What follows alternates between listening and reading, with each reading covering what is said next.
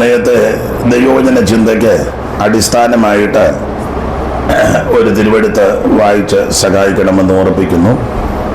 കൊരിന്ത്യർക്ക് എഴുതിയ 1-ാം ലേഖനം അതിൻ്റെ 10-ാം അധ്യായത്തിൻ്റെ 13-ാമത്തെ തിരുവെടുത്ത് വായിച്ച് സഹായിക്കണമെന്ന് അപേക്ഷിക്കും. മനുഷ്യർക്ക് നടപ്പല്ലാത്ത പരീക്ഷ നിങ്ങൾക്ക് നേരിട്ടിട്ടില്ല. ദൈവം വിശ്വസ്തൻ. നിങ്ങൾക്ക് കഴിയുന്നതിന് മീതെ പരീക്ഷ നേരിടുവാൻ സമ്മതിക്കാതെ നിങ്ങൾക്ക് സഹിപ്പാൻ കഴിയേണ്ടതിന് പരീക്ഷയോട് കൂടെ അവൻ പോക്കുവഴിയും ഉണ്ടാക്കും.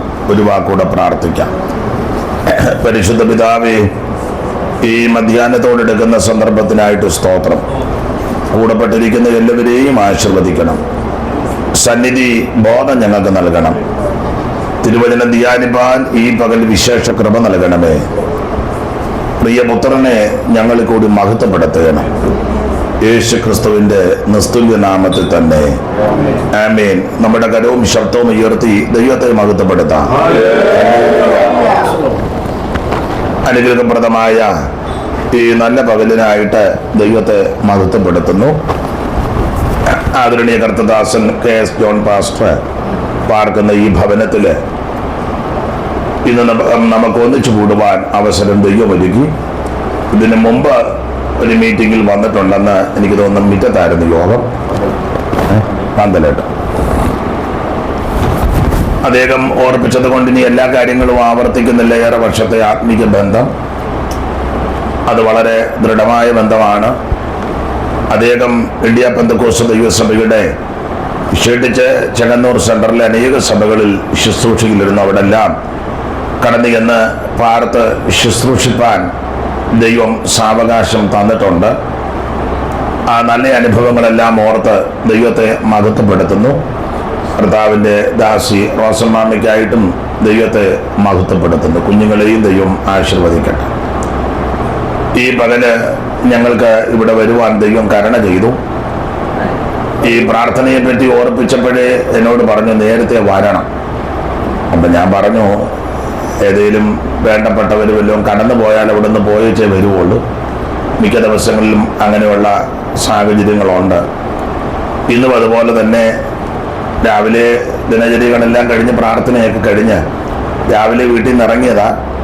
ജോബിനുമായിട്ട് എഴുമറ്റൂര് ഒരു വാത്സല്യ സഹോദരി ദൈവസന്നിധി ചേർക്കപ്പെട്ട ഭവനമൊക്കെ ആയിട്ടുള്ള ആത്മീക ബന്ധമുണ്ട്. അവിടെ പോയി ഡെഡ് ബോഡി കണ്ട് 2 വാക്ക് പറഞ്ഞു. അതിനുശേഷമായിട്ട് തുരുത്തിക്കാട്ട് ഒരു വാത്സല്യ മാതാവ് അമ്മണിമാമ കടന്നുപോയി. കുഞ്ഞുങ്ങളുമൊക്കെ ആയിട്ടുള്ള ആത്മീക ബന്ധമുണ്ട്. അപ്പം വൈകി പോയത് കൊണ്ട് വഴിക്ക് വെച്ച് ഡെഡ് ബോഡി കാണാമെന്ന് ഓർത്ത് ഞാൻ വണ്ടി തടഞ്ഞു നിർത്താൻ നിന്നതാണ്. അപ്പം സാൻ പാസ്റ്റർ പറഞ്ഞു, ഒക്കത്തില്ല, ഹോളിൽ വന്ന് 2 വാക്ക് പറഞ്ഞേച്ചേ വിടുവോളെന്ന് പറഞ്ഞു. പിന്നെ തുരുത്തിക്കാട് ഹാളിൽ പോയി. ഡെഡ് ബോഡി വരാൻ അല്പം വൈകി, അതുകൊണ്ട് അല്ലെങ്കിൽ ഒരു 3/4 മണിക്കൂറുടെ മുമ്പ് ഇനി വരേണ്ടതാണ്. അത് കഴിഞ്ഞ് ചെങ്ങന്നൂർ പെനിയലിലെ കൂടുന്ന ഒരു വാത്സല്യ അമ്മ, ആ അമ്മയുടെ മരുമകന് ആദിക്കാട്ടയത്ത് കോശിച്ചായൻ്റെ അനുജനാണ് ദേവിച്ചായന്. അപ്പം അങ്ങനെയുള്ള ബന്ധമുണ്ട്.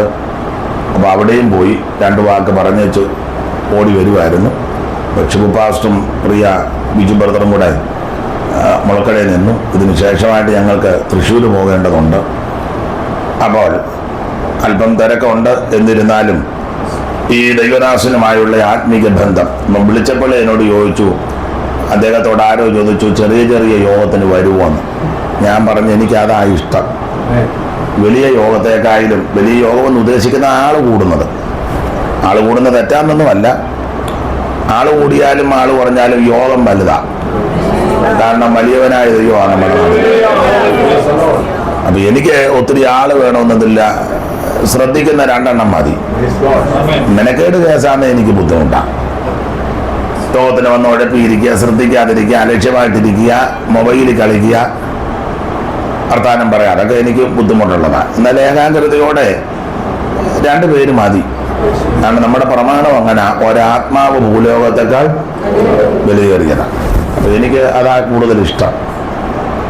ഈ കൺവെൻഷനുകളിൽ പ്രസംഗിക്കുന്നതിലും എനിക്ക് കുറച്ചുകൂടെ സന്തോഷം എൻ്റെ കാര്യമാണ് ഉപവാസ പ്രാർത്ഥനകളിൽ ശുശ്രൂഷിക്കുന്നതാണ്.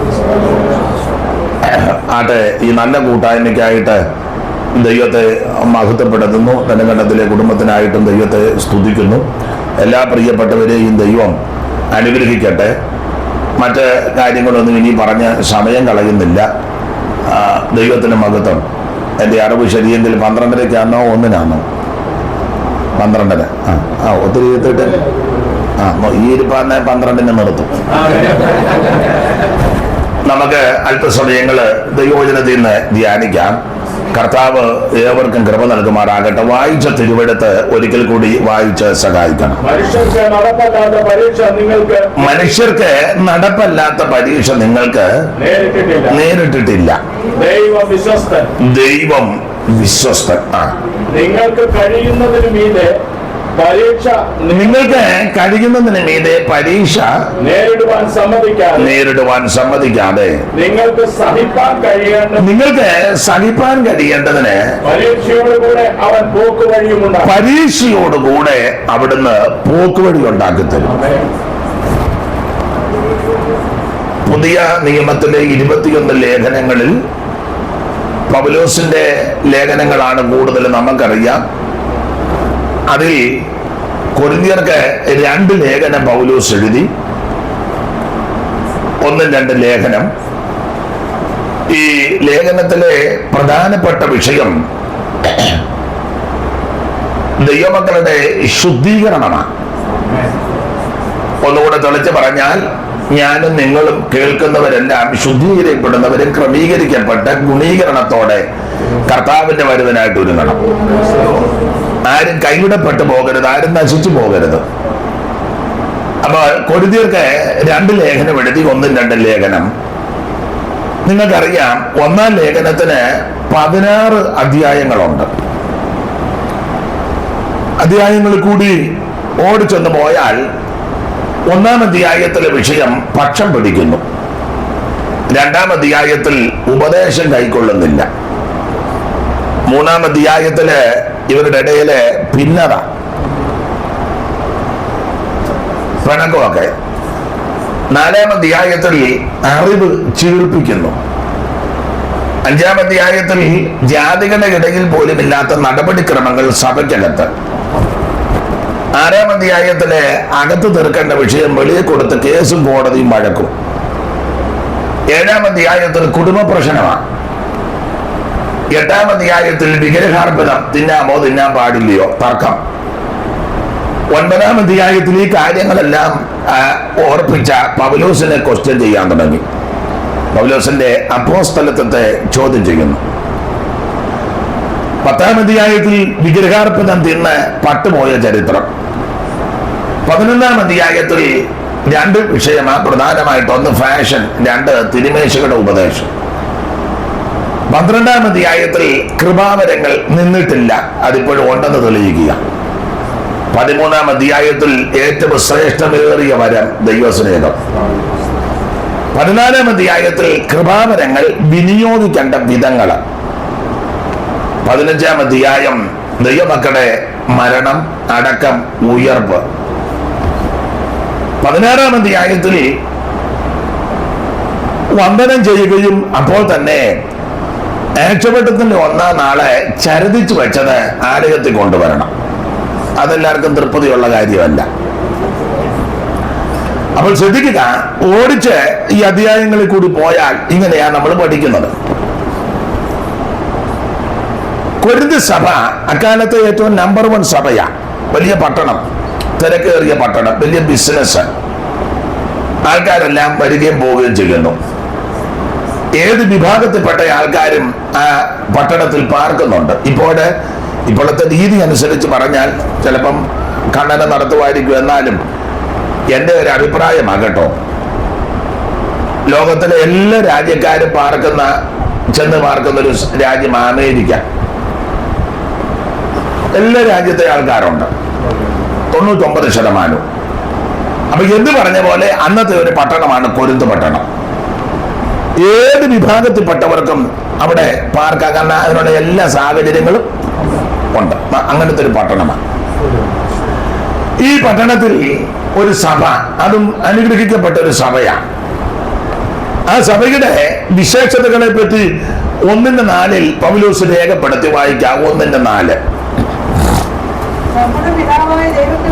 1:4 അല്ലല്ലോ.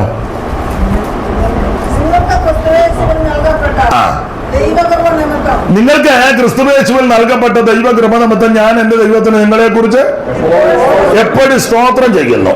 ഈ സ്തോത്രം ചെയ്യണം കേട്ടോ. ഈ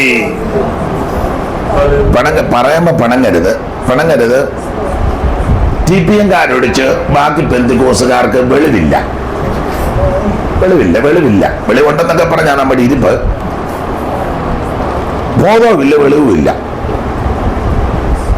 ഒരു തെളിവ് ഞാൻ സഹിതം ദൈവദാസന്മാര് പറയും നമുക്ക് സ്തോത്രം ചെയ്യാം ഉടനെ ഹല്ലേലൂയ, അതായത് വെളിവില്ലെന്ന് പറഞ്ഞ്.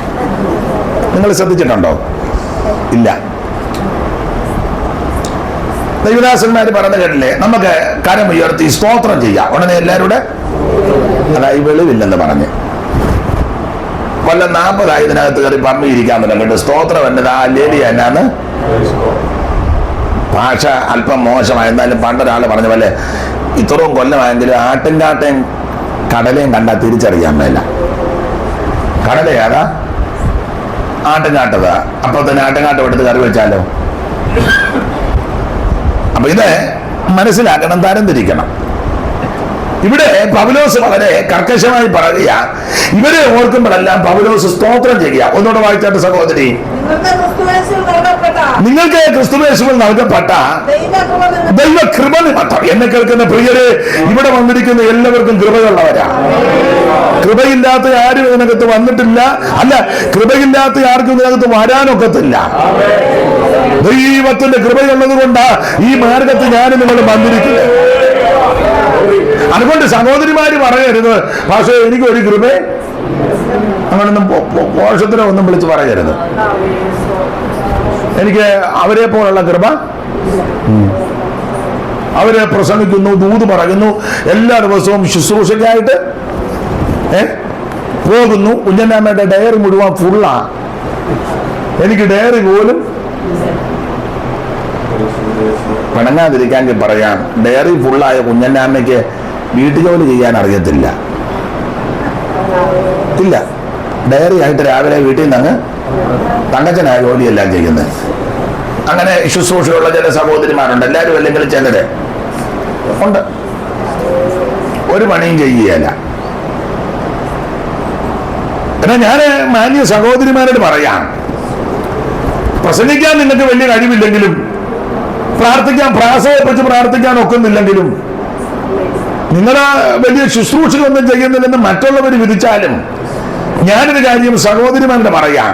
വേദപുസ്തകത്തിന് വെളിച്ചത്തില്ല, അടുക്കളയിൽ നന്നായിട്ട് ഭക്ഷണം ഉണ്ടാക്കുന്ന വലിയ ശുശ്രൂഷയാണ്. പക്ഷെ ആ ശുശ്രൂഷ ആർക്കും ഇപ്പം വേണ്ട. അങ്ങനത്തെ ശുശ്രൂഷയൊന്നും അലോഗ്യം ഉണ്ടാക്കാൻ വന്നതല്ല. അടുക്കളയിൽ നന്നായിട്ട് ഭക്ഷണം പാകപ്പെടുത്തുന്നത് ഒരു വലിയ ശുശ്രൂഷയാണ്. അതാണ് ഞാൻ പറഞ്ഞു, ഇവിടെ ഇരിക്കുന്ന എല്ലാവർക്കും ദൈവം ഓരോ ശുശ്രൂഷ തന്നിട്ടുണ്ട്. കൃപ. ഭർത്താവിനും മക്കൾക്കും വീട്ടിൽ പ്രായമുള്ള മാതാപിതാക്കൾ ഉണ്ടെങ്കിൽ അവർക്കും അതിഥികളായിട്ട് വരുന്നവർക്കും നമ്മുടെ സാഹചര്യം അനുസരിച്ച് അടുക്കളയിൽ കാര്യങ്ങളെല്ലാം പെരുമാറി അത് അവർക്ക് കൊണ്ട് കൊടുത്ത് അവരത് ഭക്ഷിച്ച് തൃപ്തിപ്പെടുന്നതും, അങ്ങനെ അടുക്കളയിൽ പെരുമാറുന്നത് ഒരു വലിയ ശുശ്രൂഷയാണ്. നോട്ടം വരുമ്പോൾ കണ്ടിട്ട് ഭാഷ ആ ശുശ്രൂഷ തന്നു എനിക്ക് എങ്ങനെയും ഞാൻ ഈ അടുക്കളയിൽ നിന്ന് മോചിതയാകാൻ. ചിലര് അടുക്കള കയറി പ്രാഗി അലച്ചു ഓരോന്നുണ്ടാക്കുന്നത്. അത് ഗുണമാകുകയല്ല, വഴുത്തിലും പിടിക്കുകയല്ല. പ്രാഗിയല്ലേ ഭക്ഷണം ഉണ്ടാക്കുന്ന ചിലര്.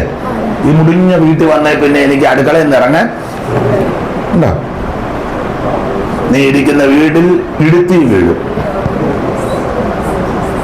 അല്ല, മേർത്തയെ പറ്റി പറയുന്നത് ശുശ്രൂഷയാൽ വളരെ, അത് ശുശ്രൂഷയാണ്. മേർത്തയുടെ ശുശ്രൂഷ എന്ന് ഉദ്ദേശിച്ചത് പ്രസംഗമൊന്നുമല്ല, ദൂത് പറഞ്ഞതുമല്ല.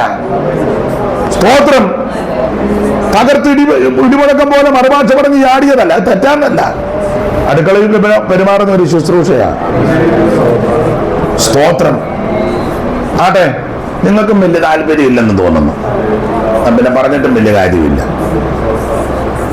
അപ്പൊ ഇവിടെ ഇരിക്കുന്ന എല്ലാവർക്കും ദൈവ ശുശ്രൂഷ ഏൽപ്പിച്ചിട്ടുണ്ട്. കൃപയില്ലാത്ത ആരും ഇതിനകത്ത് വന്നിട്ടില്ല, വരാൻ ഒക്കത്തില്ല. രക്ഷിക്കപ്പെട്ടത് തന്നെ വലിയ മഹാകൃപയല്ലേ. അപ്പൊ നിങ്ങൾക്ക് ലഭിച്ച ദൈവകൃപ നിമിത്തം, അങ്ങനെ പൗലോസ് 4-ാം വാക്യം ഒന്നുകൂടെ വായിച്ചേ. നിങ്ങൾക്ക് ക്രിസ്തുയേശുവിൽ നൽകപ്പെട്ട ദൈവകൃപ നിമിത്തം ഞാൻ എന്റെ ദൈവത്തിന് നിങ്ങളെ കുറിച്ച് എപ്പോഴും, അയ്യോ, മറ്റുള്ളവരെ ശുശ്രൂഷിക്കുന്ന ഒരു കൃപയാണ്. അതെ, ഞാനെപ്പോഴും പറയും, പ്രായമുള്ള ഒരു അപ്പച്ചൻ യോഗത്തിന് വരുന്ന ഒരു അമ്മച്ചി വരുന്നു, അവരെ കൈക്ക് പിടിച്ചുകൊണ്ടിരുത്തി അവർക്ക് ചൂടുവെള്ളം വേണേ വെള്ളം കൊടുത്ത്, അതൊക്കെ ഒരു വലിയ ശുശ്രൂഷയാണ്. പക്ഷെ ആർക്കും അത് വേണ്ട, ആർക്കും അത്. നമ്മൾ ഈ ശുശ്രൂഷ ഉണ്ടെന്ന് പറയുന്ന പല പുള്ളിക്കാർക്ക് ഈ ശുശ്രൂഷയൊന്നും വേണ്ടതാണ്. പ്രായമുള്ളവരെ ബഹുമാനിക്കുന്നതും ആദരിക്കുന്നതും അവർക്ക് വേണ്ട സഹായങ്ങൾ നമ്മളാലാവും ഇത് ചെയ്യുന്നത് ഒരു വലിയ ശുശ്രൂഷയാണ്. ദൈവത്തിന് മഹത്വം. മറ്റുള്ളവരെ കരുതുന്നത് അതൊരു വലിയ ശുശ്രൂഷയാണ്. ഇന്ന് ശുശ്രൂഷയൊക്കെ ചെയ്യുന്ന പല ആൾക്കാർക്ക് ഇങ്ങനെയുള്ള ശുശ്രൂഷ തൊട്ട് ഇല്ല, താനും ഇല്ല. നിങ്ങൾ എല്ലാവരുടെയും കാര്യമല്ല, വലിയ വലിയ ശുശ്രൂഷ ചെയ്യുന്ന വലിയ വലിയ പ്രഗത്ഭന്മാര്, പ്രശസ്തന്മാര്, ഞാൻ എന്നെയും കൂടെ പ്രതിയാക്കിയാ പറയുന്നത്. നിങ്ങൾ ശ്രദ്ധിച്ചേ, അവർക്ക് മറ്റൊരാൾക്ക് കൈ കൊടുക്കാൻ പോലും വലിയ ബുദ്ധിമുട്ടാണ്.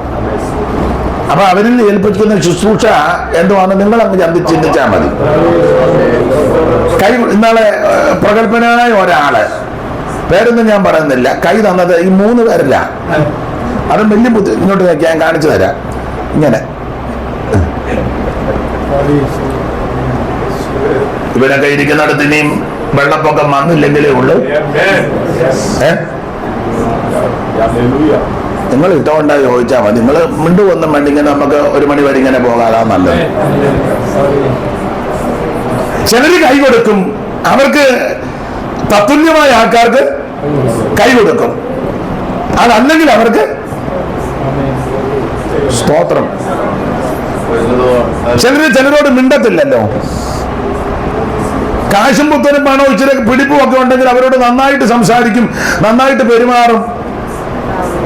അപ്പൊ ഇതെന്നെ ശുശ്രൂഷയാണ്, അവനവനങ്ങ് ചിന്തിച്ചോണ്ടാ മതി. അതിന് പ്രാർത്ഥിച്ചു നോക്കുവൊന്നും വേണ്ട. മറ്റുള്ളവരെ കരുതുവാൻ, ആദരിക്കുവാൻ, അവരെ ബഹുമാനിക്കുവാൻ അതൊരു വലിയ ശുശ്രൂഷയാണ്. സ്റ്റേജിൽ നിന്ന് തകർത്ത് വാരുന്ന പല ആൾക്കാരും അങ്ങനെയുള്ള കാര്യങ്ങൾ ചെയ്യാറില്ല. മിണ്ടുകയല്ലോ. അവരാ സമയത്ത്, ഞാൻ എന്നെയും കൂടെ പ്രതിയാക്കിയാ പറഞ്ഞേ, സമയത്ത് അങ്ങോട്ട് വരിക, സ്റ്റേജിൽ നിന്ന് പ്രസംഗിക്കുക, എല്ലാവരും ആത്മാവിലാകുമ്പോൾ അവർ വീട്ടിൽ പോവുക. നമ്മൾ കണ്ണു തുറക്കുമ്പോൾ പുള്ളിയെ കൂടി എടുക്കപ്പെട്ടോ, മിണ്ടത്തില്ല. അതാ ഞാൻ ഭാഗമൊന്നും വിവരിക്കുന്നില്ല. എന്നാൽ എന്നെ കേൾക്കുന്ന നിങ്ങളോടൊരു കാര്യം പറയാം. ഇവിടെ ഇരിക്കുന്ന എല്ലാവരെയും ദൈവം ഓരോ ശുശ്രൂഷ ചെയ്യപ്പെട്ടിട്ടുണ്ട്. അതെന്തുവാണെന്ന് മനസ്സിലാക്കി അതിൽ വിശ്വസ്തരാണെങ്കിൽ അടുത്തതിൽ ദൈവം നിന്നെ ഉപയോഗിക്കും. അതെ, നിങ്ങൾക്ക് ക്രിസ്തുയേശുവിൽ നൽകപ്പെട്ട ദൈവകൃപ നിമിത്തം ഞാൻ എന്റെ ദൈവത്തിന് നിങ്ങളെ കുറിച്ച് എപ്പോഴും സ്തോത്രം ചെയ്യുന്നു. അടുത്തത്, ക്രിസ്തുവിന്റെ സാക്ഷ്യം നിങ്ങളിൽ. അപ്പൊ ഇവര് നന്നായിട്ട് സാക്ഷിയൊക്കെ പറയാനവരാ, സാക്ഷ്യമുള്ളവരാ. സാക്ഷി പറഞ്ഞാൽ നന്നായിട്ട് പറയുകയും ചെയ്യും.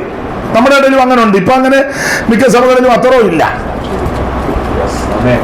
ഈ ചില വിശ്വാസികളെ നിങ്ങൾ ശ്രദ്ധിച്ച്, അതിഥികളായിട്ട് ആരെങ്കിലും വരുമ്പോൾ അവർക്ക് അന്നൊരു പ്രത്യേക സാക്ഷ്യമുണ്ട്. അതുവരെ ഒരു മിണ്ടുകയല്ല, കൈ പഠിക്കാനും പാടുകയില്ല, പ്രാർത്ഥന. ആരെങ്കിലും ഗസ്റ്റായിട്ടൊക്കെ വരുമ്പോൾ അന്നേരം അവരൊന്ന് ചാടി എഴുന്നേറ്റ് സ്തോത്രം. അങ്ങനെയുള്ള ആൾക്കാരുണ്ട്. ഇവരങ്ങനെ തന്നെ സാക്ഷി പറയാനവരാ. 5 മിനിറ്റ് കൊടുത്താൽ 50 മിനിറ്റ് എടുക്കും, നന്നായിട്ട് പറയും. ചിലരുടെ സാക്ഷ്യമൊക്കെ കേൾക്കുമ്പോൾ നമ്മൾ അന്തം വിട്ടുപോവുക. ചുമ്മാ ഈ എന്തുവാ അതിന് വേറെ പുസ്തകത്തിന്റെ ഭാഷ പറയാ, വമ്പ് പറയും. വമ്പ് അങ്ങനെ പറയുന്ന ആൾക്കാരുണ്ട്. ഒരു ചെറിയ പനിയായിരിക്കും, പക്ഷെ ഇവർ പറഞ്ഞു വരുമ്പോൾ അത് ചില പറഞ്ഞിട്ടില്ല, കഴിഞ്ഞ ആഴ്ച ഞാൻ ചത്തു പോകുമെന്ന ചുമ്മാ ഒരു മൂക്കടപ്പ് ഉണ്ടായി, അല്ലെ ഒരു നിമിഷ്ടം ഉണ്ടായി, അത് സ്വാഭാവികമൊക്കെയാണ്. ഉണ്ണി അന്ന് നിന്ന് പറഞ്ഞു കഴിഞ്ഞ ആഴ്ച ഞാൻ ഈ വമ്പ് പറയാനെന്നാ പറയാൻ. ഒരു 100 പേരുള്ള യോഗത്തിന് പ്രസംഗിച്ചു നമ്മൾ എങ്ങനെ ഉണ്ട്, ഭയങ്കര ജനമായിരുന്നു. വമ്പ് പറയുക, വമ്പ് പറയുന്ന നാളെ സൂക്ഷിച്ചോണം. അപ്പോൾ ഇവര് സാക്ഷ്യമൊക്കെ നന്നായിട്ട് പറയും. ക്രിസ്തുവിന്റെ സാക്ഷ്യം നിങ്ങളിൽ ഉറപ്പായിരിക്കുന്നത് പോലെ അടുത്തത് അവന് നിങ്ങൾ സകലത്തിലും, ഇവരെല്ലാത്തിലും ടോപ്പാ, സകലത്തിലും വിശേഷാൽ സകല ഇവർക്ക് നല്ല വചനത്തിൽ തിട്ടമാണ്. ഭയങ്കര വചന നിശ്ചയമാണ് കൊരിന്ത്യർക്ക്. വചനമൊക്കെ നന്നായിട്ട് അറിയാം. ഉപദേശിമാര് കുറുവാക്യം എടുക്കുമ്പോൾ അറിയാം ഇന്ന് എവിടെയൊക്കെ കൂടെ കയറി ഇറങ്ങും. അതുപോലെ കുറച്ചുകാട് പണ്ട് 2-3 സഹോദരിമാരുണ്ടായിരുന്നു. പാസ്റ്റർമാർ വാക്യം വായിക്കുമ്പോഴേ വിരലിങ്ങനെ ഓടുന്ന കാണാം. കാരണം അവർക്കറിയാം ഏതൊക്കെ വാക്യമായി നല്ല സാമർത്ഥ്യമാണ്, മിടുക്കാം.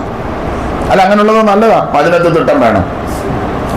ഇവർക്ക് വചനത്തിൽ നല്ലതാ. അവന് നിങ്ങൾ വിശേഷിച്ചാൽ സകല വചനത്തിൽ എന്ന് പറഞ്ഞ എല്ലാ വിഷയവും ഇവർക്ക് അറിയാം. ഏത് വിഷയം എടുത്താലും അതിന്റെ വാക്യങ്ങൾ ഒത്തുവാക്യമല്ല ഇവർക്കറിയാം. അത് നല്ലതാ, അങ്ങനത്തെ വിശ്വാസികളുള്ളത് നല്ലതാ. വിശേഷിച്ചാൽ സകല വചനത്തിലും പിന്നെ സകല പരിജ്ഞാനത്തിലും ഇവര് സമ്പന്നരാ, നല്ല പരിജ്ഞാനമുള്ള വിശ്വാസികളാണ്. അത് ആ ഭാഗമൊന്നും വിവരിക്കുന്നില്ല. വചനത്തിൽ തിട്ടം, സാക്ഷി പറയുന്നവര്, പരിജ്ഞാനമുള്ളവര്. അടുത്ത വാക്യം, ഇങ്ങനെ നിങ്ങൾ ഒരു കൃപാവരത്തിലും കുറവില്ല. അപ്പൊ സകല കൃപാവരവും കൊരിന്തിലുണ്ട്. അപ്പൊ നമ്പർ 1 സഭയാ. ഒരു വരവും ഇല്ലാഞ്ഞിട്ട് നമ്മൾ പറയുന്നത് നമ്മുടെ സഭ ഏറ്റവും ടോപ്പാണ്, ഇല്ലേ? ഉണ്ടെന്നില്ല. ഈ പറഞ്ഞ ഒരു വരങ്ങളും ഇല്ലാഞ്ഞിട്ട് തന്നെ നമ്മൾ പറഞ്ഞ ഇതുപോലെ അനുഗ്രഹിക്കപ്പെട്ട. അപ്പൊ കൊരിന്ത്യ സഭ ഏറ്റവും ടോപ്പായ സഭ, നമ്പർ 1. സാക്ഷ്യമുണ്ട്, സാക്ഷി പറയും, പറയാനറിയാം, പരിജ്ഞാനമുണ്ട്, വചനത്തിൽ തിട്ടമുണ്ട്, സകല കൃപാവരമുണ്ട്. മുന്തിയ സഭ, നല്ല സഭ, 1-കിട സഭ. എന്നാൽ 2-ാം അധ്യായത്തിലേക്ക് വരുമ്പോൾ ഈ സഭയുടെ ആഴമെന്ന ആത്മാവ് ഒന്ന് പരിശോധിച്ചു. 2-ാം അധ്യായത്തിൽ വായിക്കുന്ന ആത്മാവ് ആഴം അറിയുന്ന 2-9-10 വായിച്ചേ. ദൈവം തന്നെ സ്നേഹിക്കുന്നവർക്ക് ഒരുക്കിയിട്ടുള്ളത് കണ്ണ് കണ്ടിട്ടില്ല, ചെവി കേട്ടിട്ടില്ല, മനുഷ്യന്റെ ഹൃദയത്തിൽ തോന്നിയിട്ടുമില്ല എന്ന് എഴുതിയിരിക്കുന്നത് പോലെ തന്നെ നമുക്കോ ദൈവം തന്നെ ആത്മാവിനാൽ വെളിപ്പെടുത്തിയിരിക്കുന്നു. ആത്മാവ് സകലത്തെയും ദൈവത്തിന്റെ ആഴങ്ങളെയും. അപ്പൊ ആത്മാവ് സകലത്തെ അറിയുന്ന ആത്മാവ്, സകലമല്ല സകലത്തെ അറിയാം. നമുക്ക് സകലമൊന്നും അറിയത്തില്ല, കുറച്ചൊക്കെ എത്ര ഉള്ളു, നമുക്ക് കുറച്ചറിയാം. എനിക്ക് നിങ്ങളെ ഒന്നും അറിയത്തില്ല, നിങ്ങൾക്ക് എന്നെ നമ്മള് ഇപ്പൊ ഞാൻ പ്രസംഗിക്കുന്ന നിങ്ങൾ കേൾക്കുന്നു, നിങ്ങൾ ഇരിക്കുന്ന ഞാൻ, അല്ലാതെ നമുക്ക് വലിയ അറിവില്ല.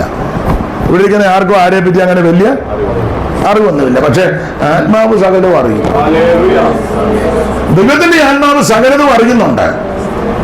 സങ്കീർത്തനക്കാരൻ പറയുന്നത് പോലെ ഇരിക്കുന്നത് വെടിനേക്കുന്നത് എല്ലാം കർത്താവ് പറഞ്ഞുകൊണ്ടിരിക്കുക.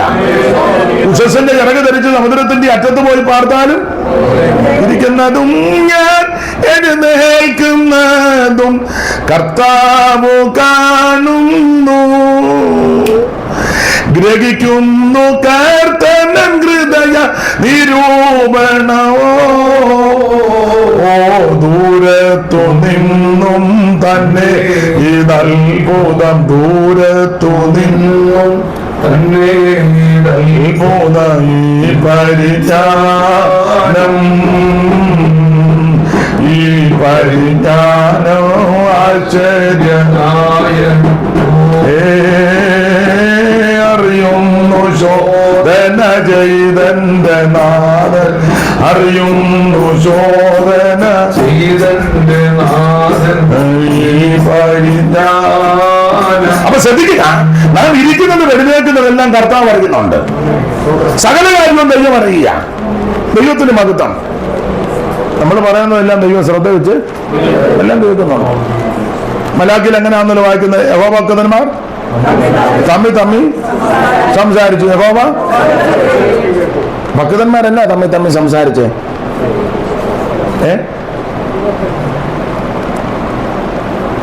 യഹോവ ഭക്തന്മാർ തമ്മിൽ തമ്മിൽ സംസാരിച്ചു. എന്തുവാ സംസാരിച്ചേ? 3:16 വായിച്ചു. 3:16 യഹോവ ഭക്തന്മാർ അന്ന് തമ്മിൽ തമ്മിൽ സംസാരിച്ചു. ആ ശ്രദ്ധ വെച്ച് കേട്ടു. എന്തുവാ അമ്മേ തമ്മിൽ തമ്മിൽ സംസാരിച്ചേ? അല്ല, ഭക്തന്മാർ എന്തുവാ സംസാരിച്ചേ? എന്തുവാന്ന് 13 മുതൽ വായിച്ചോ. 13 മുതല് നിങ്ങളുടെ വാക്കുകൾ എന്റെ നേരെ അതികഠിനമായിരിക്കുന്നു എന്ന് യഹോവ അരുളി ചെയ്യുന്നു. ഉണ്ടോ? അപ്പൊ ഇവർ ചോദിച്ചു ഏതിനാൽ ഇവർ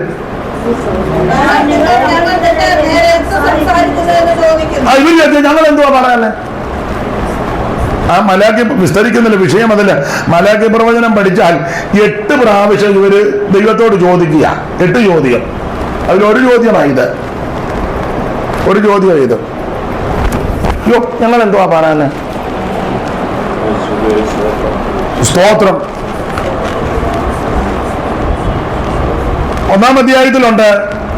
ഇവര് ചോദിക്കും ഞങ്ങൾ ഏതിനാൽ തുച്ഛീകരിക്കുന്നെന്ന്. 8-ാം വാക്യം വായിച്ചേ. 6-ാം വാക്യം വായിച്ചു. 6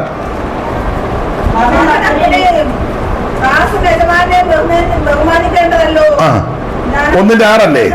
8-ാം വാക്യം വായിച്ചേ. 8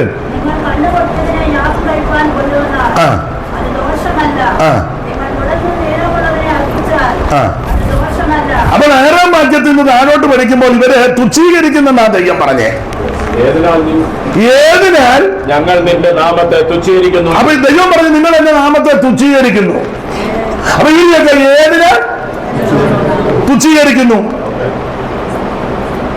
അപ്പൊ ആ കാര്യമായി 8-ാം വാക്യത്തിൽ വായിക്കും. ദൈവത്തിന്റെ ഈ നാമത്തെ തുച്ഛീകരിക്കുക.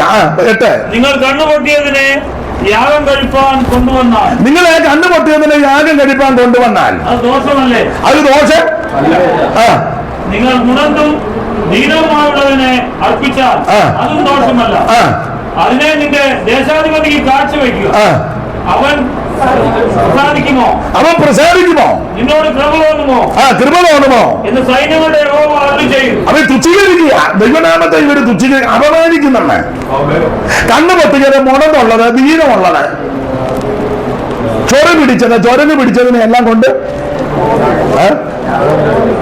എടാ ഒരു സ്തോത്രം പറഞ്ഞാൽ നേരിനും ചൊവ്വനും സ്തോത്രം പറയണം. സ്തോത്രം വൃത്തിയായിട്ട് പറയണ്ടേ? ഹല്ലേലൂയാന്ന് പറഞ്ഞാൽ ചൊവ്വനെ പറയണ്ടേ? കൈയടിച്ചാൽ വൃത്തിയായിട്ട് കൈയടിക്കണ്ടേ? 2 ശീലി പാട്ട് പാടിയാൽ അത് ക്ലിയറായിട്ട് പാടണ്ടേ? എല്ലാം നന്നായിട്ട് ചെയ്യണം.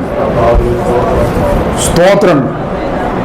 ഈ ദൈവത്തിന്റെ നാമത്തിന് വേണ്ടി ചെയ്യുമ്പോൾ നന്നായിട്ട് ചെയ്യണം.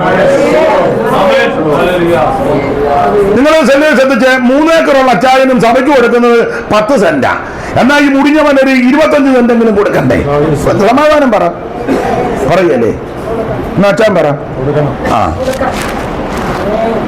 2-3 ഏക്കർ വസ്തു ഉണ്ടെന്ന് ദൈവത്തിന് കൊടുക്കുന്നത് 10 സെന്റ്. അത് മൊത്തം എഴുതിയും കൊടുത്തിട്ടില്ല.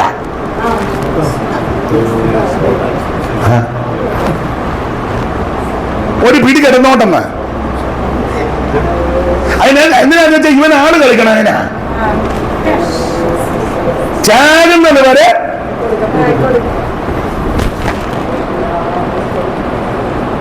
ഇത് ദേശാധിപതിക്ക് അർപ്പിച്ച് അവൻ സ്വീകരിക്കുവോ? ദൈവനാമത്തിൽ ഞാനൊരു കാര്യം പറയാം. നിങ്ങൾ യോജിച്ചാലും ചോദിച്ചാലും കർത്താവിന്റെ നാമത്തിൽ എന്ത് ചെയ്താലും നന്നായിട്ട് ചെയ്യണം. നിങ്ങൾ യോജിക്കത്തില്ല എല്ലാവരും.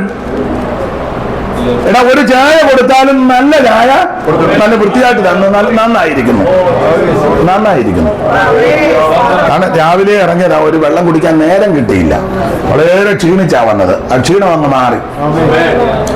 അല്ല നിങ്ങളും അങ്ങനെ ചെയ്യുന്നവരാ? അങ്ങനെ ചെയ്യണം. 1 കവർ പാല് മേടിച്ച് 9 കവർ വെള്ളവും കൂടെ ഒഴിച്ച് കൊടുത്തെന്ന് പേരും കുടിച്ചവനിട്ട് ഗുണം വന്നില്ലെന്നല്ല, പിന്നെ പലതും വരിക അവന്. വൃത്തിയായിട്ട് കൊടുക്കണമെന്ന് അല്ല, ഞാന് ഇതൊക്കെ പറയാന് എനിക്ക് നല്ല പ്രാഗൽഭ്യമുണ്ട്. അതുകൊണ്ടാണ് നിങ്ങൾക്കും ഉണ്ട്. ദൈവത്തിന് മകത്ത് ഞാനൊരു ചെറിയ ഒരു ഉദാഹരണം പറയാം, തെറ്റിദ്ധരിക്കരുത് കേട്ടോ. അപ്പൊ നിങ്ങൾ പറയും ഇയാള് കോടിക്കണക്കിനുണ്ട് അതുകൊണ്ടാണ് ഇയാള്. ഞാനിപ്പം വിസ്തരിക്കുന്നില്ല. ദൈവത്തിന് മകത്വം. ഈയിടെ ഞങ്ങളുടെ വീട്ടിൽ കുറച്ച് നാൾ മുമ്പ് ഒരു തള്ള വന്ന് വർത്താനം എല്ലാം പറഞ്ഞപ്പം ജോഷുവയുടെ കാര്യം ചോദിച്ചു, പഠിക്കുമെന്ന്. ഞാൻ പറഞ്ഞ അത്ര പോരാ, ബുദ്ധിയൊക്കെ ഉണ്ട്, എന്നാലും അത്ര. ഉടനെ അവര് പറയാം, ഇനി എന്തിനാ പഠിക്കുന്നത്, തന്തയുടെ കോടിക്കണക്കിനുണ്ടല്ലോ എന്ന്. ആ തള്ള പറഞ്ഞു വെച്ച് പോയതാ. എന്തിനാ ഇനി പഠിക്കുന്നേ അപ്പൻ്റെ? ഞാൻ ഈ വട്ട് തള്ളയോട് പറഞ്ഞിട്ട് വലിയ കാര്യമൊന്നും ഇല്ല. പിന്നെ വെറുതെ എന്തിനാ ആരോഗ്യം ഉണ്ടാക്കുന്നത്? തന്നെയില്ല, അവർക്ക് ഭക്ഷണം എടുത്ത് വെച്ച് അവർ പിന്നെ പറയേണ്ടത് കഴിക്കാതെ വെറുതെ എന്തിനാരോഗ്യം. ഞാനും കണ്ട അങ്ങനെ തന്നെ ഇരിക്കട്ടെ. ദൈവത്തിന് മഹത്വം. ഞാൻ എൻ്റെ ചെറിയ അനുഭവങ്ങൾ ഇന്ന് ലൈവിൽ പറയുന്നത്, അല്ലെങ്കിൽ അങ്ങ് പറയുക. ഞാൻ ഞങ്ങളുടെ ചർച്ചിലാണെങ്കിലും വീട്ടിലാണെങ്കിലും യോഗമൊക്കെ നടക്കുമ്പോൾ ഭക്ഷണം നമ്മുടെ വീട്ടിലാണ് ഉണ്ടാക്കുന്നത്, മറ്റാരിലും ഏറ്റില്ലെങ്കിൽ വീട്ടിലാണ് ഉണ്ടാക്കുന്നത്. ഞാനാ പോകുന്നെങ്കിൽ ഉദാഹരണമല്ല, അനുഭവമാണ്. ഈ മീൻ മേടിക്കാൻ ചെല്ലുമ്പം ഞാൻ അവനോട് പറയും നല്ല മുടുത്ത പീസ് തരണം. ചെയ്തിട്ടാ പറയാൻ നല്ല പ്രാഗൽഭ്യമുണ്ട്. സ്തോത്രം. കഴിഞ്ഞ ദിവസം വേറൊരു തന്നെ അവനറിയാമല്ലേ, ഞാൻ പറഞ്ഞിട്ട് മുടുത്ത പീസ് വേണം. അവൻ ചോദിച്ചാൽ ഞാൻ പറഞ്ഞ് കുറഞ്ഞത് ഒരു 60 ഗ്രാമിൽ കുറയരുത് ഒരു പീസ്. ഇത് അച്ചാറിടുന്നത് പോലെ മീൻ മുറുക്കിക്കൊണ്ട് വരുന്നത്. അതുകൊണ്ട് ഞങ്ങളുടെ ഒരു കൊച്ചമ്മയുണ്ട്, അത് സ്പൂൺ ഇങ്ങനെ ഓടിക്കത്തേ ഉള്ളൂ, കൊടുക്കുകയല്ല. പാത്രത്തിനകത്തോട്ട് സ്പൂൺ വീടുകയല്ല, മേളിൽ കൂടെ കൊടുത്തെന്ന് പേരും കഴിച്ചു വന്നിട്ട് ഗുണം. ഞാൻ ഞങ്ങളുടെ സഭയിൽ പറയും, ആവശ്യത്തിന് കഴിക്കണം, പക്ഷെ ഒരു ചോറ് കളയരുത്. ഒരു ചോറ് കളയരുത്, കൂട്ടാനും കളയരുത്. അനേക ദൈവമക്കൾ കഷ്ടപ്പെട്ട് റോഡ് പണിക്ക് പോകുന്നവനുണ്ട്, റബ്ബർ വെട്ടാൻ പോകുന്നവൻ കാണും, ഈ വെയിലത്ത് ചൂട് പിടിച്ച് പണിയുന്നവർ കാണും, അടുക്കളപ്പണി ചെയ്യുന്ന സഹോദരിമാർ കാണുന്നത് മോശമൊന്നുമല്ല, നല്ല പണിയാണ്. തൂത്തുവാരാൻ പോകുന്നവർ കാണും. അത് എല്ലാ ജോലിയും അതിന്റെ മാന്യതയുണ്ട്. ചെല്ല് ധരിച്ചു വെച്ചേക്കുന്ന ജോലിക്കെല്ലാം മാന്യത. ഏത് ജോലിക്കും അതിന്റെ ജോലി ചെയ്യാതെ നീ ഒരുത്തനെ കബളിപ്പിക്കുന്നതാ വൃത്തികേട്. ഒരു ജോലിക്കും പോകുകയല്ല, രാവിലെ കുളിയും കഴിഞ്ഞ് കസാര ഇങ്ങനെ കാര്യം മറപ്പിച്ചിരിക്കുക. ഒരു ജോലിക്കും പെമ്പള ജോലിക്ക് വിട്ട ജീവൻ പിള്ളേർക്ക് ബിസ്ക്കറ്റും കൊടുത്തിരിക്കുന്ന ബിരുദന്മാരും ഉണ്ട്. അവളെന്ത് ചെയ്യാ? അവള് നിനക്കെന്നാ പണി? അവനൊരു വണ്ടിയൊക്കെ ആയിട്ടിങ്ങനെ. എന്റെ വിഷയമല്ല, അതുകൊണ്ട് ആ ഭാഗത്തേക്ക് പോകുന്നത്. എല്ലാ ജോലിക്കും അതിന്റെ മാന്യതയുണ്ട്. സ്തോത്രം. അത് ജോലി ചെയ്യുന്നത് മാന്യതയാണ്. അധ്വാനിക്കാൻ ഒക്കത്തില്ല. എന്നാളൊരു തള്ള പറഞ്ഞു, നിങ്ങൾക്ക് പാഷന്മാർക്ക് അധ്വാനം ഒന്നുമില്ലല്ലോ. ഞാൻ പറഞ്ഞു, അല്ല ഞങ്ങള് വർത്താനം പറഞ്ഞ സൂക്ഷിച്ചു വേണമെന്ന് പറഞ്ഞു. ഞങ്ങൾ നന്നായിട്ട് അധ്വാനിക്കുന്നുണ്ട്, വിശേഷിച്ച് വചനത്തിലും ഉപദേശത്തിലും. ഇന്നലെ റാന്നി പ്രസംഗിച്ചപ്പോൾ വാക്യം വായിച്ചെന്നൊരു തള്ള പറഞ്ഞു, സ്തോത്രം ചുമ്മാ കിട്ടുകയല്ലേ എന്ന്. ഞാനവരോട് കാര്യം പറഞ്ഞാ പോകുന്നത്. ചുമ്മാ കിട്ടുകയെന്ന്. പിന്നെ ദൈവത്തിന്റെ മഹത്വം. ഏത് മേഖലയിലാണെങ്കിലും നന്നായിട്ട് അധ്വാനിച്ചെങ്കിലേ അതിന്റെ പ്രതിഫലം കിട്ടുകയുള്ളൂ. അപ്പൊ എല്ലാ ജോലിക്കും അതിന്റെ മാന്യതയുണ്ട്. അതുകൊണ്ട് ആരെയും കുറച്ച് കാണരുത്. ചെല്ലി പറയത്തില്ല, ആ സഹോദരിക്ക് എന്തുവാ ജോലി? പഞ്ചായത്ത് തൂത്തുവാര, അന്തസ്സുള്ള പണിയാ അത്. അമ്മാമ്മയ്ക്ക് എന്തുവാ ജോലി? അടുക്കള പണിയാ, അന്തസ്സുള്ള പണിയാ. ഏത് ജോലിക്കും അതിന്റെ മാന്യതയുണ്ടെന്ന്. അതുകൊണ്ട് ആരെയും കുറച്ച് കാണരുത്, ഇകഴ്ത്തി കാണരുത്. ദൈവത്തിന് മഹത്വം. ഇന്ന് ജോലിയാണെന്ന് ഓർത്ത് ഭാരപ്പെടുകയും ചെയ്യരുത്. എല്ലാത്തിനും അതിന്റെ മാന്യതയുണ്ട്. അപ്പൊ കൊടുക്കുമ്പോ നന്നായിട്ട് കൊടുക്കുക. ഇവര് തുച്ഛീകരിക്കുക. ദേശാധിപതിക്ക് അർപ്പിച്ച് അവൻ സ്വീകരിക്കുമോ? ഞാൻ എന്നെയും കൂടെ പ്രതിയാക്കി പറയാം. പെന്തിക്കോസുകാരെയൊക്കെ നോക്കിയാൽ മിക്കവര് വീടൊക്കെ ഭയങ്കരം വീടാ, 4 കോടി 5 കോടി 6 കോടി. ഇവനൊക്കെ പോയി ആരാധിക്കുന്നത് ഓള് കണ്ടിട്ടുണ്ടോ? ഇവനെല്ലാം പോയി കിണ്ണച്ചാന്നും പറഞ്ഞിരിക്കുക. ഞായറാഴ്ച ഒരു തമ്പേറും കിട്ടും. ചുമ്മാ ഇരുന്ന് യവന്റെ എല്ലാം വീട് നിങ്ങൾ ശ്രദ്ധിച്ചിട്ടുണ്ടോ? മിണ്ടുന്നില്ല. എന്തിനാ മിണ്ടായിരിക്കുന്ന നല്ലത്? അങ്ങനെ വേണമെന്ന്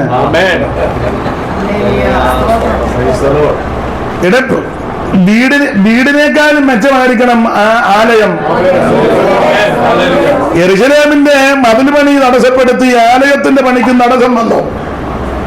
സെരുബാബേൽ വന്ന് ആലയം പണിയുക, നെഹമ്യാവ് പിന്നത്തേത് വന്ന മതിൽ പണിയുന്നത്. ഇതിനിടയ്ക്ക് എസ്രായുടെ നേതൃത്വത്തിൽ ആൾക്കാർ വന്ന് എസ്ര നവീകരണത്തിന് മുന്നിൽ നിന്നു. ആത്മിക ശുശ്രൂഷ. അതാ ഇസ്രയെ പറ്റി പുസ്തകം വിടർത്തിയെന്നും പുസ്തകം വായിച്ചപ്പോൾ എല്ലാവരും എഴുന്നേറ്റ് നിന്നെന്നും ഒക്കെ നമ്മുടെ പുസ്തകത്തിൽ വായിക്കുന്നേ. അപ്പൊ സെരുബാബിന്റെ രണ്ടുപേരുടെ നേതൃത്വത്തിലായി ഇവര് പ്രവാസം കഴിഞ്ഞ് മടങ്ങി വരുന്നത്. ഒന്ന് സെരുബാബിന്റെ നേതൃത്വത്തിലും ഒന്ന് എസ്രായുടെ നേതൃത്വത്തിലും. പിന്നെ നെഹമ്യാവിന്റെ നേതൃത്വത്തിൽ പുറകെ വന്നു. അപ്പോൾ സെരുബാബിൽ വന്ന് ആലയം പണിയാൻ നേരത്ത് ആരംഭത്തിൽ കോരേശ് കൽപ്പനയൊക്കെ പുറപ്പെടുവിച്ചെങ്കിലും പണി അങ്ങോട്ട് തുടങ്ങി കഴിഞ്ഞപ്പോൾ തടസ്സമുണ്ടായി. ഏതാണ്ട് 15 കൊല്ലത്തോളം പണി മുടക്കി. 15 കൊല്ലത്തോളം പണി നിർത്തി. അതിന് വേറെ കാര്യമുണ്ട്. കത്തുമൊക്കെ എഴുതി, തന്ത്രമൊക്കെ അന്നും ഉണ്ടായിരുന്നു. കത്തെഴുതുന്ന നമ്മുടെ ആൾക്കാരല്ലേ. കത്തെഴുതി അതിന്റെ പകർപ്പെടുത്ത് രാജാവിന് അയച്ചു കൊടുത്തു. അപ്പോൾ അത് ബ്ലോക്ക് ചെയ്യിപ്പിച്ചു. എന്ത് നാശമൊപ്പിച്ചു വെച്ചു. അപ്പൊ ഇങ്ങനെ പണി മുടക്കി കഴിഞ്ഞപ്പോ ഇസ്രായേൽ മക്കള് യഹൂദരോട് ഇനി ഇപ്പൊ പള്ളി പണിയുന്നത് വലിയ നടക്കുമെന്നൊന്നും തോന്നുന്നില്ല. ഇമാര് വീട് പണിയാൻ തുടങ്ങി. ഇനിയിപ്പോ പള്ളി പണി നടക്കുമെന്ന് തോന്നുന്നില്ല. എന്നാ പിന്നെ നമുക്ക് ചൊവ്വ വീടങ്ങ് പണി. ഇങ്ങനെ വീട് പണിയാനും പറഞ്ഞ് പള്ളിപ്പണി നിർത്തിയച്ച് ഇവനെല്ലാം കൂടെ വീട് പണിതു. വീട് പണിതപ്പം സെക്കറിയാവിന് ഹഗ്ഗായിയൊക്കെ ദൈവം എഴുന്നേൽപ്പിച്ചു. ഹഗ്ഗായി എഴുന്നേറ്റ് പറഞ്ഞ്, എടാ അവൻ സ്വന്തം നിങ്ങൾ തട്ടിട്ട വീട് പാർക്കുക, നിങ്ങൾക്ക് ആലയം ഒന്നുമില്ലേ? 1-ാം അധ്യായത്തിലല്ലേ ഹഗ്ഗായി പറഞ്ഞിരിക്കുന്നത്, നിങ്ങൾ വലിയ തട്ടിട്ട ഈ ആലയം ശൂന്യമായിട്ട് കിടക്കുക. മാസമാനം ഉറക്കെ വായിച്ച വാക്യങ്ങള്, ഈ ആലയം ശൂന്യമായിരിക്കെ നിങ്ങൾ തട്ടിട്ട വീടുകളിൽ പാർക്കുവാൻ നിങ്ങൾക്കിത് മനസാക്ഷിക്ക് കുത്തൊന്നുമില്ലേ? ദൈവാലയം ശൂന്യമായി കിടക്കുക. നല്ലൊരു മേശയില്ല. ജാബുവാന്റെ കാലത്ത് ഒരു മൈക്ക് ഹലോന്ന് വെക്കുമ്പോ അറിയാനാ കേൾക്കുന്നേ.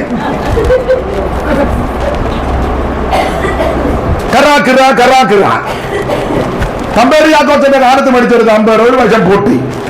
പിന്നെ നിങ്ങളുടെ ബന്ധമല്ലേ തമ്പേർ കാച്ചു? കുറ്റമല്ലി പറഞ്ഞത്. പഴയ ഒരു തമ്പേർ ബാത്റൂമിന് കൊടുത്തുമില്ല. ബാത്റൂമിൽ നമ്മൾ ഒരു കൈ പിടിച്ചോണ്ടാ മനസ്സിലാകുന്നില്ല. എല്ലായിടത്തെയും കാര്യമല്ലേ പറഞ്ഞത്? അല്ലെ ബാത്റൂം അങ്ങോട്ട് ചായച്ച് നമ്മൾ തള്ളിപ്പിടിച്ച് നിൽക്കുക. അല്ല ഞാനങ്ങനെ നിന്നിട്ടുണ്ടെന്ന് ആരുടെ ബന്ധം തള്ളിയാലോ? അല്ലെ പിന്നെ ഒച്ച ഉണ്ടാക്കി നിൽക്കണം അതിനകത്ത്. ഞാൻ പറഞ്ഞ അമ്മാമ്മയ്ക്ക് മനസ്സിലാകുന്നില്ലേ? ടാപ്പിനകത്ത് വെള്ളവുമില്ല. ഒരു ബൈത്തോമി ഞാൻ ചെന്ന് ബക്കറ്റ് മക്കിൽ കണ്ടിട്ട് തൊടാനൊക്കത്തില്ല.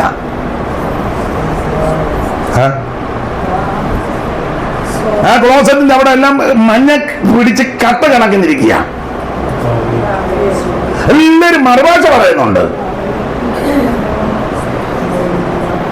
എന്നെ എല്ലാരും അങ്ങ് തമ്പിച്ചിരിക്കുന്നേ. നിങ്ങളുടെ കാര്യമല്ല ഈ പറഞ്ഞത്, ഞാൻ പൊതുവിലായി പറയുന്നത്. ആത്മിക വിഷയത്തിനായിരിക്കണം പ്രാധാന്യം. ആരാധിക്കുന്ന ആലയമായിരിക്കണം ഏറ്റവും വൃത്തി. സ്തോത്രം. ആത്മിക വിഷയത്തിന് കീഴിലായിരിക്കണം ബാക്കി മുഴുവൻ വിഷയവും. നിങ്ങൾ വലിയ തട്ടിട്ട വീടുകളിൽ 2 നില 3 നിലയൊക്കെ പണിത് പുട്ടിയൊക്കെ അടിച്ചു വലിയ അതൊക്കെ നല്ലതാ, യോഗ്യമായിട്ട് പാർത്തോ. പക്ഷേ ആലയമല്ലേ വിഷയം. ഒന്നുകൂടെ വായിച്ചോ സമാമേ. ഈ ആലയം ശൂന്യമായിരിക്കെ നിങ്ങൾക്ക് തട്ടിട്ട വീടുകളിൽ പാർക്കുവാൻ കാലമായി. കാലമായോ? ആകയാൽ സൈന്യങ്ങളുടെ യഹോവ ഇപ്രകാരം അരുളിച്ചെയ്യുന്നു, നിങ്ങളുടെ വഴികളെ വിചാരിച്ചു നോക്കൂ. നിങ്ങളുടെ വഴികളെയൊക്കെ ഒന്ന് വിചാരിച്ചു നോക്കിനി. നിങ്ങൾ വളരെ വിതച്ചിട്ടും നിങ്ങൾ വളരെ വിതച്ചിട്ടും എന്നെ ഒന്നും ഗതി പിടിക്കാത്ത ഗത്യന്തര ഉണ്ടാകാത്ത തന്നെ ഒത്തിരി വിതയ്ക്കുന്നുണ്ട്. ആദ്യം നിങ്ങൾ നെല്ല് വിതയ്ക്കുന്നു, ഗോതമ്പ് വിതയ്ക്കുന്നു, വിത്ത് വിതയ്ക്കുന്നു, ചോളം വിതയ്ക്കുന്നു, തീര വിതയ്ക്കുന്നു, എള്ള് വിതയ്ക്കുന്നു, പക്ഷെ ഗുണം വരുന്നില്ലല്ലോ. സ്തോത്രം. കണ്ടമാനം വിതയ്ക്കുകയല്ല, വിതയ്ക്കുന്നതെല്ലാം കൊണ്ടുപോകുന്നു മെഡിക്കൽ കോളേജുകാരും, ലൈഫ് ലൈന്, മുത്തൂറ്റ് വാപ്പച്ചൻ. ഞാൻ എന്നെയും കൂടെ പ്രതിയാക്കിയായി പറയുന്നത്. ആഴ്ച എവിടെ പോകുന്നു? കേഞ്ചെറിയാൻ്റെ അവിടെ. അതിന് അല്ല, മാസത്തിൽ ഓൾ ബോഡി ചെക്കപ്പ് ചെയ്യേ എന്ന് പറഞ്ഞാൽ മാസത്തിൽ ആനയോ ഒന്ന് ചെക്കപ്പ് ചെയ്യണ്ടേ? ഓൾ ബോഡി ചെക്കപ്പ് ചെയ്യുമല്ലോ. ഇപ്പൊ അല്ല ഈ ഓരോ ഇതായിട്ട് ഒരു എന്തുവാ പറയുന്നത്, പാക്കേജ് അല്ലേ? ആനയോ ഒന്ന് ചെക്കപ്പ് ചെയ്യണ്ടേ? ആരാധന എങ്ങനെ ഇരിക്കുന്നു, കസേര ഒടിഞ്ഞതാണോ, വൃത്തിയുള്ളതാണോ, എല്ലാം ശുചിത്വമാണോ, കാര്യങ്ങളുണ്ട്, എങ്ങനെയുണ്ട്, എല്ലാം ചെയ്യണ്ടേ? ഇത് ചെയ്യാതെ പോയാൽ നിങ്ങൾ വധിച്ചിട്ടൊന്നും ലഭിക്കുന്നില്ല. വായിച്ചേ. എത്ര തിന്നിട്ടും മതിയും വരുന്നില്ലല്ലോ. ഒറ്റ കല്യാണം മുടക്കുകയല്ല, മുഴുവനും അടിച്ചു പെരുക്കുക, എന്നിട്ട് പിന്നെയും തൃപ്തി വരുന്നില്ലല്ലോ. തിരിച്ചു പോകുമ്പോഴും പണം തന്നെ. തോരൻ അത്ര പോരായിരുന്നു.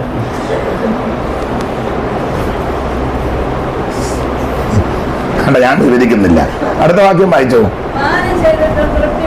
കുടിച്ചിട്ടൊന്നും മതി വരുന്നില്ല, തൃപ്തി വരുന്നില്ല. പിന്നെ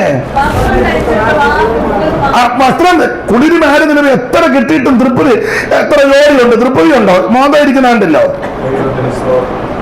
എത്ര ജോലി ഉണ്ട്, തൃപ്തി ഉണ്ടോ? ഇല്ല. പിന്നെ ഏതെങ്കിലും കളർ കാണുമ്പോ പിന്നെ ആകർഷണമാണ്. ദൈവാനുഗ്രഹം ശൂന്യമായി കിടക്കെ നിങ്ങൾ ഇങ്ങനെ പോയാൽ ശരിയാകുകയല്ലെന്നാ പറഞ്ഞതിന്റെ അർത്ഥം. അത് നമ്മുടെ വിഷയത്തിലേക്ക് വരാനില്ല. പിന്നെ ഞാൻ അങ്ങനെ അങ്ങ് പോകും. ദൈവത്തിന് മഹത്വം. ദൈവത്തെ തുച്ഛീകരിക്കുക. ഭക്തന്മാരുടെ സംസാരമെല്ലാം ദൈവം കേൾക്കുന്നുണ്ട്. ഇവര് ഗുണം വരുന്ന കാര്യമൊന്നുമല്ല പറഞ്ഞത്. ആ 13 മലാക്കി പ്രവചനം 3:13 മുതൽ വായിക്കുമ്പോൾ നിങ്ങളുടെ വാക്കുകൾ എന്റെ നേരെ അതികഠിനമായിരിക്കുന്നുവെന്ന്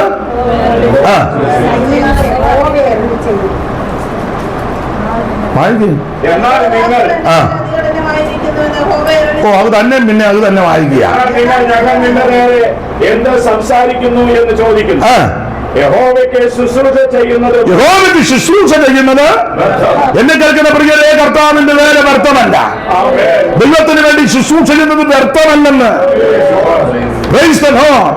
ദൈവനാമത്തിന് വേണ്ടി ചെലവാക്കുന്നതും ചെലവഴിക്കുന്നതും കർത്താവിന്റെ വേലയ്ക്ക് ചുമല് കൊടുക്കുന്നതും ശുശ്രൂഷ ചെയ്യുന്നത് ഒരിക്കലും വ്യർത്ഥമല്ല. ഇവരെ ചിന്തിക്കുക ഇതെല്ലാം വ്യർത്ഥമാണ്, അബദ്ധമാണ്. അതെ, ഇങ്ങനെയുള്ള വാക്കുകളായി ഇവർ പറഞ്ഞത്. കറുപ്പുടുത്ത് നടന്ന എന്ത് പ്രയോജനം? പുഷ്പവൃത്തിക്കാൻ അഭ്യുദയം പ്രാപിക്കുന്നു. ദൈവത്തെ പരീക്ഷ നിൽക്കുക, കുഴപ്പമൊന്നുമില്ല. ഞങ്ങളിങ്ങനെ ഉപവസിക്കുകയും പ്രാർത്ഥിക്കുക, ഒരു ഗുണവും വരുന്നില്ല. ഇതൊക്കെ ഈ ഭക്തന്മാർ കൂടി അല്ല, ഗുണം വരുന്ന കാര്യമൊന്നും അല്ല പറഞ്ഞേ. വാക്കുകൾ വളരെ ശ്രദ്ധിക്കണം. അതെ, അപ്പൊ നാം ഇരിക്കുന്നത് എഴുന്നേൽക്കുന്നതെല്ലാം കർത്താവ് അറിയുന്നുണ്ട്. ആണ് നമ്മുടെ വിഷയത്തിൽ വരാൻ. കൊരിന്ത്യർ ലേഖനം 1-ാം അധ്യായത്തിൽ അനുഗ്രഹിക്കപ്പെട്ട സഭ നമ്പർ 1 സഭ, മുന്തിയ സഭ. എന്നാൽ 2-ാം അധ്യായത്തിൽ 9-10 വെളിച്ചത്തിൽ ആത്മാവ് ആഴമറിയും, ആത്മാവ്